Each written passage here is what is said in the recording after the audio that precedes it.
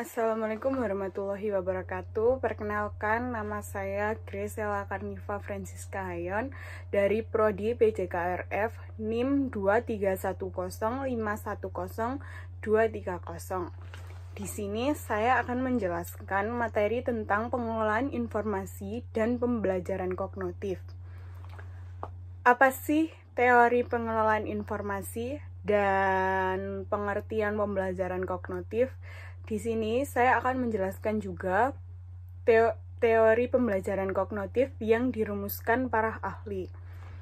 Nah, di sini saya akan menjelaskan tentang teori pembelajaran kognitif. Teori-teori tentang sistem pengelolaan informasi yang saat ini berbeda tentang proses kognitif. Namun, pada dasarnya, teori tersebut setuju tentang asumsi yang sama. Salah satunya adalah pengelolaan informasi dilakukan dalam langkah-langkah yang berbeda dari menerima stimulus dan memberikan respon. Menurut asumsi lain, pengelolaan informasi dapat dibandingkan dengan pengelolaan komputer. Fungsi sistem manusia mirip dengan sistem komputer. Sistem manusia menerima, menyimpan, dan mengambil data saat diperlukan. Nah, di sini dapat juga melihat, merasakan, mengulang, berpikir, memecahkan masalah, mengingat, lupa, dan menceritakan. Dan ini menurut para peneliti. Nah, di sini terdapat tahap-tahap perkembangan kognitif menurut Jean Piaget. Yang pertama, tahap sensori motor, usia 0-2 tahun. Di sini individu memahami sesuatu atau tentang dunia dengan mengkoordinasi pengalaman-pengalaman sensoris seperti melihat dan mendengar dengan tindakan motorik fisik. Yang kedua, tahapan praoperasional, usia 2-7 tahun.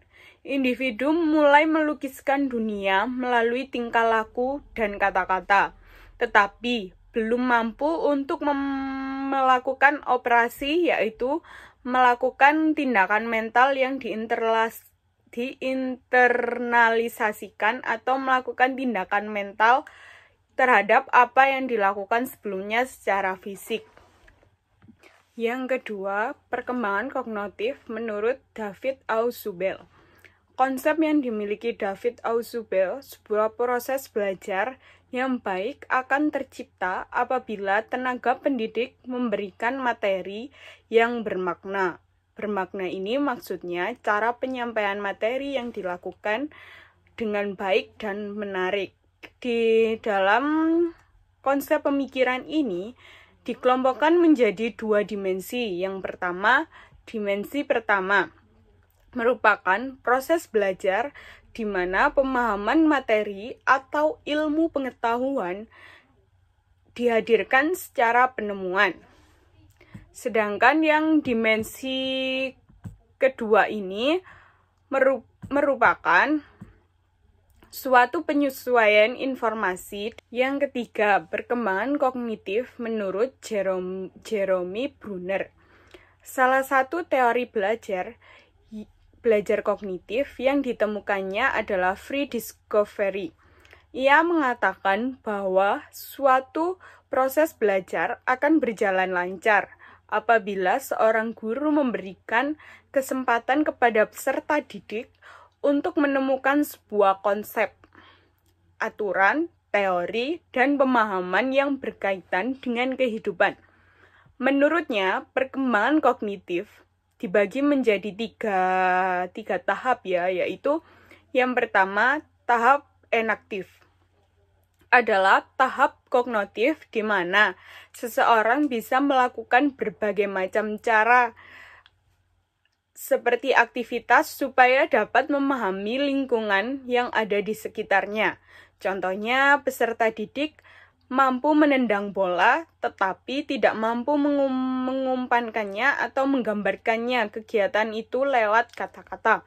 Yang kedua, tahap ikonik adalah tahap kognitif ketika seseorang mengerti berbagai jenis objek atau di dunianya dengan melihat gambar-gambar atau visualisasi verbal. Pada tahap ini, seseorang dapat memahami suatu perumpamaan dan perbandingan. Seperti contohnya, peserta didik memiliki gambaran tentang mobil yang berjalan, tetapi mereka belum bisa mengungkapkan dalam sebuah susunan kalimat. Dan yang ketiga, tahap simbolik adalah tahap kognitif. Seseorang memiliki kemampuan untuk menciptakan gagasan yang sifatnya abstrak dan biasanya dipengaruhi oleh kemampuan. Di sini saya akan menjelaskan lagi dari yang ketiga, tahap operasional konkret. Usia 7-11 tahun. Individu mulai berpikir secara logis tentang kejadian yang bersifat konkret. Individu sudah dapat membedakan benda yang sama dalam kondisi yang berbeda. Yang keempat, tahap operasional formal 11 tahun ke atas. Sementara menjelaskan bahwa pada operasional formal terjadi pada usia 11 sampai dewasa awal. Dan pada masa ini, individu mulai memasuki dunia kemungkinan. Dari dunia sebenarnya atau individu yang mengalami perkembangan penalaran abstrak. Secara bahasa kognitif berasal dari bahasa Latin yang memiliki arti berpikir.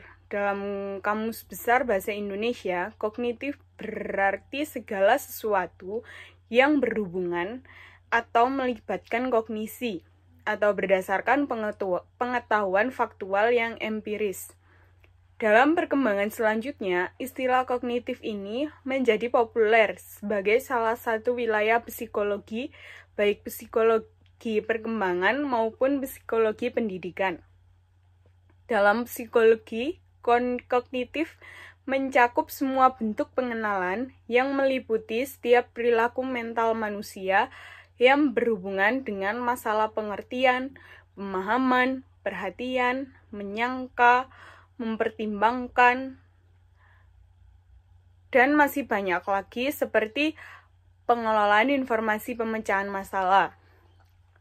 Dalam istilah pendidikan, kognitif didefinisikan sebagai satu teori di antara teori-teori belajar yang memahami bahwa belajar merupakan pengorganisasian aspek-aspek kognitif dan persepsi untuk memperoleh pemahaman.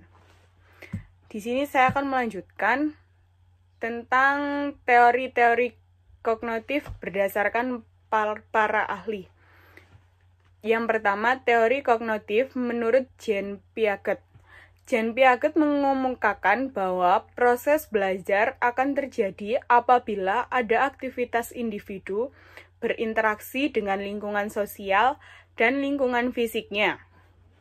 Pertumbuhan dan perkembangan individu merupakan suatu proses sosial.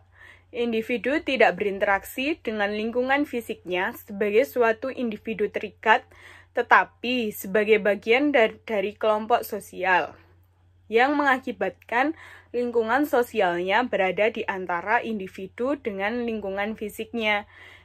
Dan interaksi individu dengan orang lain pun memainkan peranan penting dalam mengembangkan pandangannya terhadap alam.